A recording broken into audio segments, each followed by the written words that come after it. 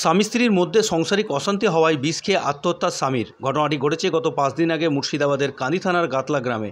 জানা যায় মানোয়ার হোসেন নামে ওই ব্যক্তির সঙ্গে তার স্ত্রীর সাংসারিক অশান্তি হওয়ার কারণে ঝামেলা হয় এবং সেই কারণেই তার স্ত্রী তার বাপের বাড়ি চলে যায়। তারপরেই অভিমানে গত 5 দিন আগে বিষ খায় মানোয়ার হোসেন এবং তারপরেই তার পরিবারের সদস্যরা বুঝতে পেরে তাকে তড়িঘড়ি সেখান থেকে উদ্ধার করে বহরমপুরের মুর্শিদাবাদ মেডিকেল কলেজ হাসপাতালে চিকিৎসার জন্য নিয়ে এলে সেখানে চিকিৎসারত অবস্থায় আজ সকালে তার মৃত্যু হয়। তার মৃতদেহ আজ সকাল 9টা নাগাদ ময়নাতদন্তের জন্য পাঠানো হয় বহরমপুর মর্গে। বিষ খেয়েছিল, স্বামী স্ত্রীতে একটু ঝগড়া হয়েছে। তার বাবা রাগ করে নিয়ে গেছিল, দিয়ে এবার চলে গেলে বলে বিষ খেয়ে। আচ্ছা, কবে খেয়েছিল? খেয়েছে 5 দিন খেয়ে। 5 দিন আগে। বাড়ি কোথায়? গাতলা না, কান্দি থানা। দিয়ে তারপরে কোথায় ভর্তি হয়েছিল? না, দিয়ে সরাসরি বহরমপুরে নিয়ে এসেছিলেন। দিয়ে কবে মারা গেছে? আজকে সকালে। আজ সকালে। নাম কি?